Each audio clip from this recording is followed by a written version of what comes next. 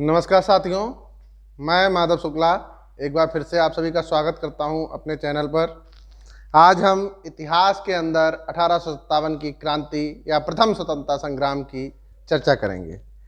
1857 का विद्रोह जो कि पहले केवल एक सैनिक विद्रोह के रूप में जाना जाता था, सबसे पहले वीर सावरकर ने इसको जो है 1857 की क्रांति या प्रथम स्वतंत्रता संग्राम के रूप में परिभाषित किया।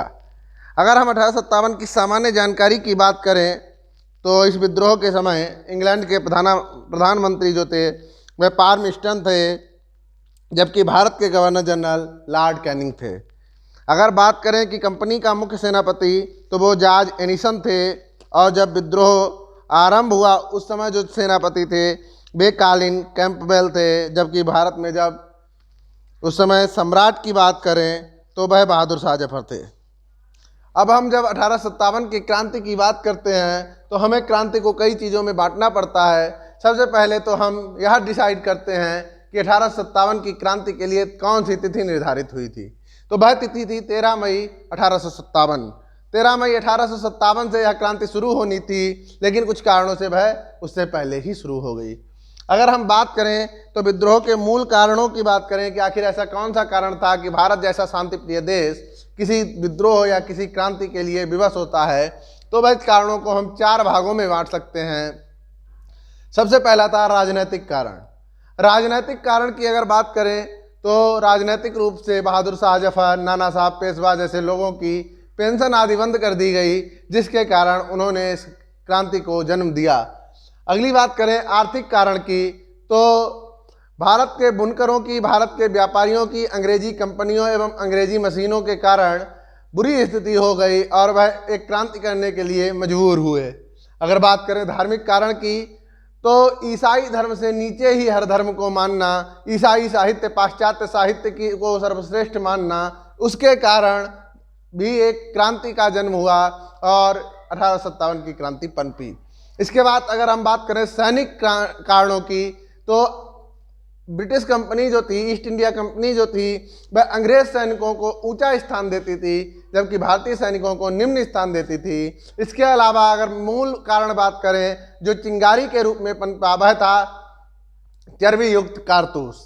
एक ऐसा कारतूस जिसमें गाय और सुअर की चर्बी युक्त यूज की गई थी, प्रयोग की गई थी, उसको भारत में लाया गया। वह कारतूस मुंह से छील कर गन में भरना होता था, उसके बाद गोली चलानी होती थी, जिसका मना किया गया और उसको धोखे से यूज कराया गया। इस कारण बैरकपुर और मेरठ छावनी में मंगल पांडे के द्वारा 29 मार्च 1857 को लेफ्टिनेंट बाग और मेजर सार्जेंट की हत्या कर दी गई, जिसके कारण 1857 में 8 अप्रैल को मंगल पांडे को फांसी दे दी गई। यहीं से क्रांति की शुरुआत हो जाती है और 10 मई 1857 से क्रांति की शुरुआत होती है। कमल और रोटी के निशान को लिए हुए यह क्रांति आगे बढ़ चलती है और यह लखनऊ, झांसी, कानपुर, बिहार, इलाहाबाद सहित पूरे उत्तर भारत में एक विद्रोह या क्रांति का रूप ले लेता है।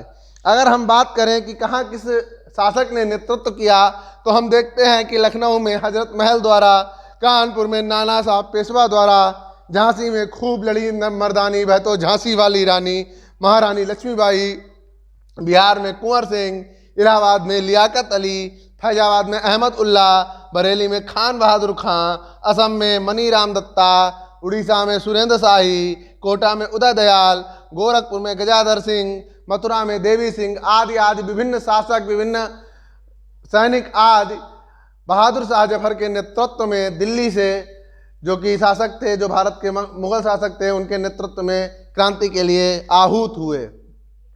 यह सब क्रांति एक बड़े स्तर पर क्रांति हुई, लेकिन उसके बाद भी यह क्रांति असफल रही। आखिर ऐसे कौन से कारण थे जिसके कारण यह क्रांति असफल रही, तो हम देखते हैं। तो सबसे पहला है सीमित विद्रोह। अगर हम भारत के नक्शे पे गौर करते हैं तो भारत के नक्शे में केवल उत्तर भारत को छोड़ दें तो यह क्रांति दक्षिण के किसी भी राज्य में नहीं हुई। इसीलिए दक्षिण के राज्य ना होने के कारण अंग्रेजों ने सरलतापूर्वक इसे कुचल दिया। दूसरे कारण की बात करें तो राजाओं की गद्दारी, चाहे वह कश्मीर के राजा रहे हों या ग्वालियर के शासक रहे हों, इनके द्वारा अंग्रेजों को सहायता दी गई और इस कारण भी अंग्रेजों ने 1857 की क्रांति को आसानी से कुचल दिया। तीसरा कारण था नेतृत्व की कमी। भारत का नेतृत्व उस समय बहादुर शाह जफर के रहे थे, जिनकी उम्र उस समय स्वयं 80 वर्ष थी।